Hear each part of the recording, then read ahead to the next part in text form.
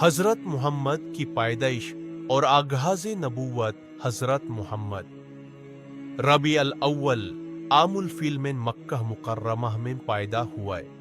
आपका तल्लुक बनु हशिम खंदन से था, जो कुरैश कबीले का एक इज्जतदार खंदन था। आपके वालिद हजरत अब्दुल्लाह इब्न अब्दुल मुत्तलिब आपकी पैदाइश से पहले वफात पा गए थे। आपकी वालदा हजरत अमीना बिन्त वहाब भी मक्का के एक शरीफ खंदन से तल्लुक रखती थे। आपके वालिद की वफात के बाद आपकी तरबियत आपकी वालदा ने की, मगर जब आप सिर्फ 6 साल के थे तो आपकी वालदा भी वफात पा गई। इसके बाद आपकी परवरिश आपके दादा हजरत अब्दुल मुत्तलिब ने की, मगर 2 साल बाद जब आप सिर्फ 8 साल के थे तो आपके दादा भी वफात पा गए। फिर आपके चचा हजरत अबू तालिब ने आपकी जिम्मेदारी अपनी गिरफ्त में ले ली। बचपन और नौजवानी बचपन से ही हजरत मोहम्मद अपनी ईमानदारी, सच्चाई और अच्छी अखलाकी सिफात की वजह से मशहूर थे।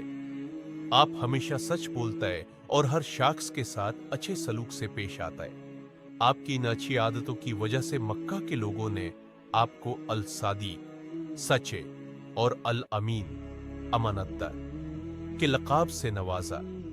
जब आप जवान हुए तो आपने तिजारत का काम शुरू किया और अपनी ईमानदारी और सच्चे की वजह से मशहूर हो गए।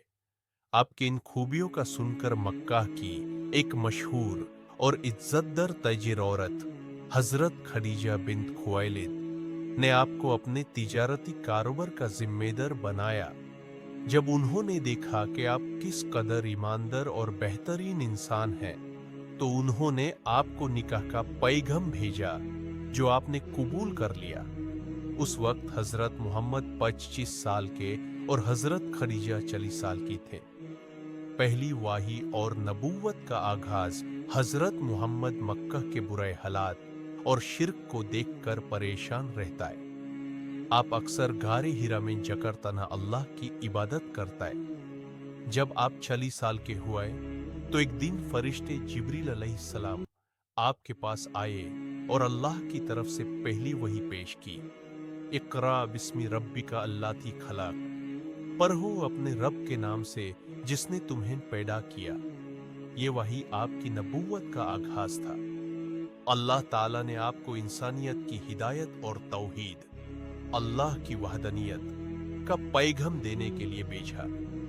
इस्लाम का पैगाम और मुश्किलत जब हजरत मोहम्मद ने इस्लाम का पैगाम लोगों तक पहुंचाना शुरू किया तो कुरैश के सरदारों ने आपकी शदीद मुखालिफत की।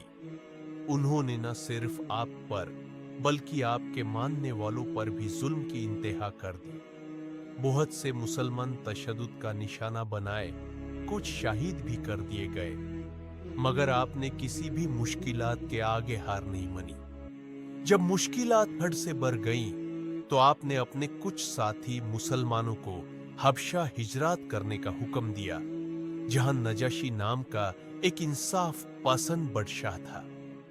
आखिर मक्का में जुल्म और सतश बढ़ने की वजह से आपने अल्लाह के हुक्म से मदीना हिजरत की, जहां इस्लाम का नया दौर शुरू हुआ।